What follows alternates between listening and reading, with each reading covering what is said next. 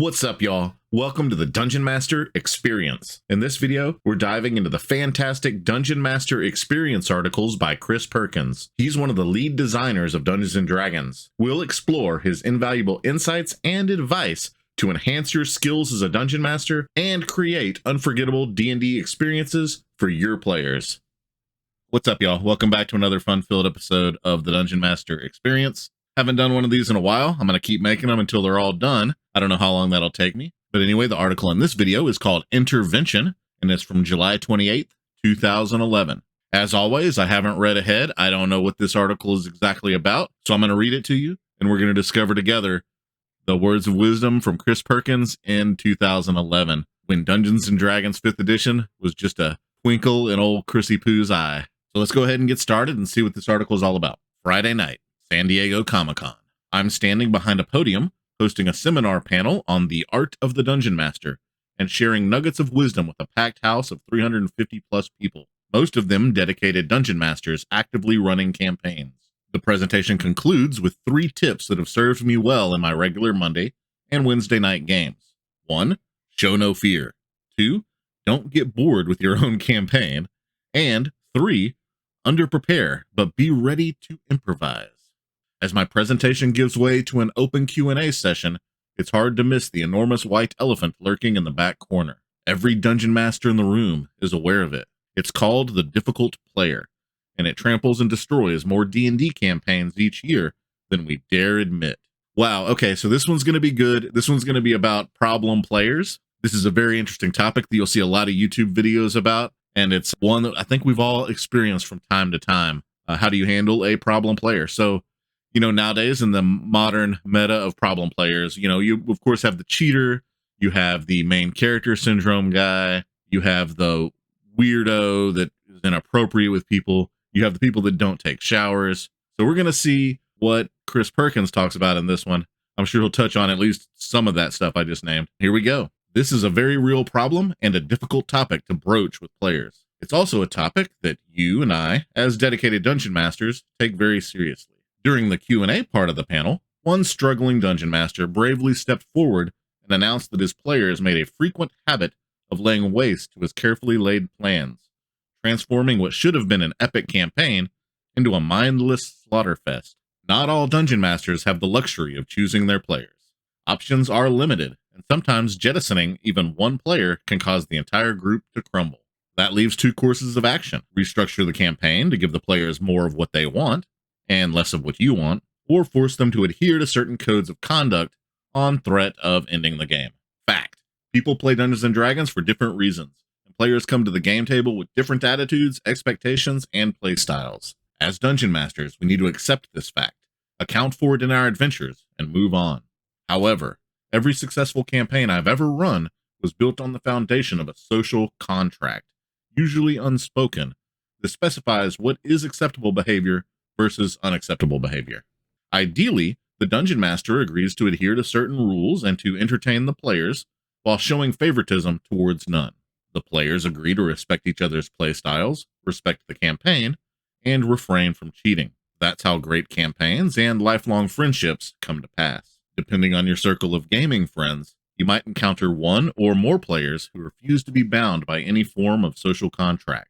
They willfully or subconsciously set out to undermine your authority, the campaign, the other player's enjoyment of the tabletop gaming ritual, or potentially all of the above. Maybe they like to challenge your rulings. Maybe they like to murder all of your quest givers. Or maybe they keep hogging the limelight and depriving the other players of opportunities to roleplay. Here's what I suggest you do when confronted with one or more such players. Ask them to read the following letter or read it to them. There's going to be a letter. Before sharing it, decide whether to remove the phrase "because of you" in the first paragraph. Reserve it for players who aren't likely to fly off the handle when confronted with the truth. If you think the intervention can do without it, cut it. Okay, let's see this letter. Here we go, guys. Dear players. So it can be singular or plural if you just want to hand it to one person, I suppose. Dungeons & Dragons is a game about heroes working as a team to complete quests, defeat villains and monsters, and interact with the campaign that I've created. Right now, because of you, our D&D game isn't working, and I need your help to fix it. It's my job as the Dungeon Master to present a world for your character to explore and fun challenges to overcome. It's also my job to set the rules of the game, be fair to all players, and keep things exciting. I'm hoping the campaign can last a while, and that your characters have a chance to become more powerful and face new threats at higher level. It's a lot of work, and frankly, you're not making it easy on me. Dude, imagine if you got this letter from Chris Perkins as your Dungeon Master, and you get this letter. How would that make you feel? Chris effing Perkins handed you this letter. Anyway, let's continue. It's your role as a player to have a good time, but not at the expense of me, the campaign, or the other players. When we sit down to play, there's an unspoken agreement that must be respected so that everyone has a good time. You can't have a rock band if one player refuses to take it seriously or doesn't allow everyone else to enjoy the experience. The same holds true for D&D games. That's not to say you can't have fun, but we need to agree on what's fun for everyone. Here's what I'd like to do. I want to create the best, most fun campaign, not just for me and not just for you, but for all of us. In return, I want to hear about the things you like and don't like about the campaign, as well as ways I can make it more suitable for your style of play so that you're having fun.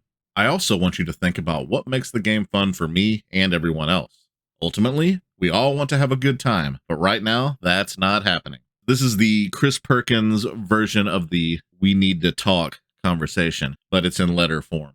So if you look on Reddit or maybe other YouTube videos about problem players and problem groups and stuff like that, the number one piece of advice that's going to be offered up immediately is, well, I don't know, just talk to the person like an adult. And I guess you might say that's kind of what this letter is. It's broaching the subject of like, hey, we need to talk about this. We can't just let this continue to ferment and yada, yada. But yeah, this is solid, timeless advice. And I would even think about like printing this out and even attributing it to Chris Perkins when I handed it to the problem player. I've never had to do something like this quite so formally. It'd be kind of that extra little like, wow, it's not just our table. Other tables have these same kind of issues. But let's keep on moving and see what the lessons learned are. Lessons learned. I have a degree in rhetoric, so I know a little something about writing persuasively. Whatever you do, keep things short and honest and private. I like that. I like that, having those goals of short, honest, private. It's much better than long and drawn out, dishonest, and in front of everyone. All right, one caveat. For spouses and siblings, do not hand them a letter. Yeah, that would be very impersonal if you were to hand somebody that's very close to you and this kind of like cowardly letter. Like, instead of talking to them face to face, you use this letter to almost hide behind and not have to confront them directly. It's more of an indirect communication thing with somebody that should be a closer relationship than that. Better to memorize as much of the general content as possible and then deliver it in a back and forth conversation. No point in turning a dysfunctional game into a family feud. But what if it was a dysfunctional game of Family Feud? Your goals should be to call attention to the problem without dwelling on it, and to focus on more desirable behavior, which is working together to find a solution that serves everyone's best interests. Inviting the player to be part of the solution is key. Whether they agree to join your quest to save the campaign depends on how much they really want to be part of the game. Immature or disenfranchised players might refuse your gracious invitation. Not every intervention works. Sometimes the best, albeit painful, cure for an ailing campaign is to cut loose the disruptive player. It's not ideal, but sometimes necessary. And like I was saying earlier about all the Reddit posts and YouTube videos about problem players at your table, while yes, the number one response you're going to see is, I don't know, talk to them like an adult. Well, the number two response you're going to see is kick them out of your group. So I guess those are your options.